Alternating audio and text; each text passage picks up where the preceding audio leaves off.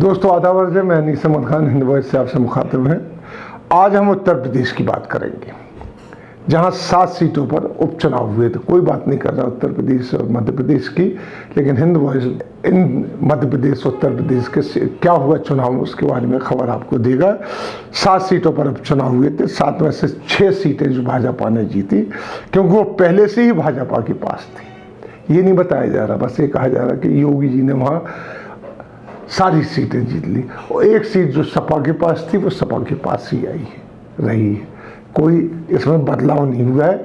जिस तरीके से उपचुनाव में होता है, सिटिंग ही जीतती है ज़्यादातर, और या जिसकी सत्ता होती है वो जीतता है।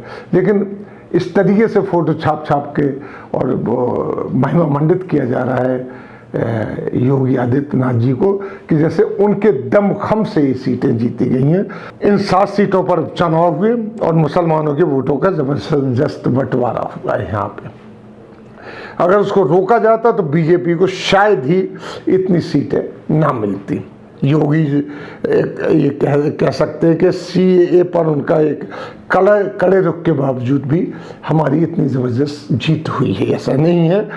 अमरोहा ज़िले की बात करते हैं। अमरोहा ज़िले के नौगांवा जो सादात जगह है, विधान सभा सीट है जो बुलंदशहर के, और बांगरमऊ और टूंडला, ये 4 सीटें ऐसी हैं जिनमें बीजेपी को हराया जा सकता था अगर मुसलमानों के वोटों का डिवीज़न ना होता। नौगांव सादात के जावेद अब्बास और बुलंदशहर के बसपा के हाजी यूनुस ने बीजेपी उम्मीदवारों को सख्त टक्कर दी है, लेकिन दोनों सीटों पर एक से अधिक मुस्लिम उम्मीदवार होने की वजह से विभिन्न राजनीतिक दलों ने जो खड़े किए थे उसकी वजह से वोट कटे और वो लोग हार गए। इसी तरह बांगरमऊ में हुआ। उन्नाव की जो बांगरमऊ जगह है, ज़िले में अच्छी खासी मुस्लिम आबादी है यहाँ पर, लेकिन किसी भी पार्टी ने मुस्लिम उम्मीदवार को खड़ा ही नहीं किया था यहाँ पर, जिसकी वजह से मुस्लिम वोट कांग्रेस, सपा और बसपा में बटा और बीजेपी जीत गई यहाँ पर, जिसका फायदा भाजपा के श्रीकांत कटियार को हुआ और वो एक रिकॉर्ड मतों से जीत गए हैं। वहाँ यहाँ कांग्रेस के जो आरती वाजपेयी अच्छी टक्कर तो दी, पर सपा बसपा ने मुस्लिम कैंडिडेट खड़े करके वोटों का ज़बरदस्त डिवीज़न कर दिए थे। फिरोजाबाद ज़िले की बात करते हैं, जो कभी समाजवादियों का गढ़ रहा है, वहाँ से टूंडला विधानसभा क्षेत्र में भी मुस्लिम वोटर कष्ट में रहे ये किसे वोट दें, क्योंकि कांग्रेस, सपा, बसपा सभी ने हाथ खड़े कर दिए थे। नौगांव सादात में सपा से जावेद अब्बास थे, बसपा से फुरकान को खड़ा किया गया था। दोनों में ही आपसी सीटों में टक्कर हुई, बीजेपी आगे बढ़ गई। बुलंदशहर में बसपा के उम्मीदवार जो मोहम्मद यूनुस दूसरे नंबर पर रहे और बीजेपी उषा शर्मा जीत गई वहाँ पे। यहाँ पर उनके वोट आज़ाद समाज पार्टी कांशीराम के मोहम्मद यामीन ने टक्कर दी, लेकिन वोट कटे। वहीं यहाँ पर AIMIM की दिलशाद अहमद ने भी मुसलमानों के खासे वोट अपने खाते में डलवाए और वोट काटे हैं। टूंडला में सपा के महाराज सिंह धनकर और बसपा के संजीव कुमार की टक्कर हुई और यहाँ का मुसलमान का भी वोट भी 2 हिस्सों में डिवाइड हो गया और भाजपा जीत गई।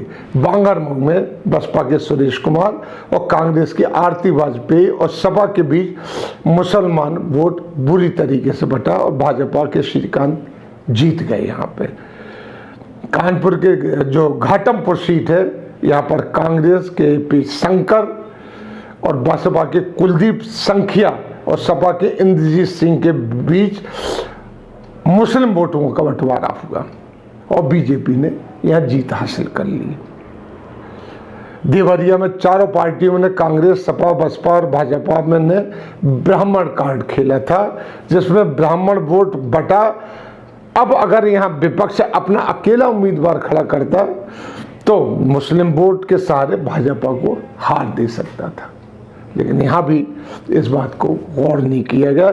यूपी में मुसलमान 19.6% है, लेकिन यूपी में मुसलमानों को हरदम इग्नोर किया गया है, जिस वजह से कांग्रेस और बाकी तमाम दल बड़ा पीछे जा रहे हैं और मुसलमानों का वोट साल दर साल डिवाइड होता चला जा रहा है। छोटे छोटे पार्टियां भी मुसलमानों को कैश कर रही हैं, बड़ी पार्टियां नहीं कर पा रही हैं। इस तरीके से भाजपा यहाँ भी आगे निकल रही है और आगे भी उम्मीद है कि इसी तरीके से अगर मुसलमानों को इग्नोर किया जाता रहेगा तो मुसलमान का वोट बटेगा और दूसरी पार्टियां उसका फ़ायदा उठाएंगी। यहाँ यूपी की बात आप देख लीजिए कि यूपी में बीजेपी जीती नहीं है, वोट कटे हैं बहुत बुरी तरीके से। और जहाँ जहाँ जो वोट कटे हैं, जो मैं बता रहा हूँ, वहाँ मुसलमानों की अक्सरियत है, बहुत ज़्यादा मुसलमान है। अगर वो एकजुट होकर वोट देते तो ये जीत जाती। ये बीजेपी की हालत है। तो प्लीज़ आइंदा में जितने भी राजनीतिक दल हैं जो कम्युनलिज्म के खिलाफ लड़ रहे हैं, उन्हें चाहिए कि मुसलमानों को इग्नोर करके ना चले। इसी के साथ हम आपसे लेते हैं विदा। अगले में फिर हाजिर होंगे, तब तक के लिए दीजिए हमें इजाज़त।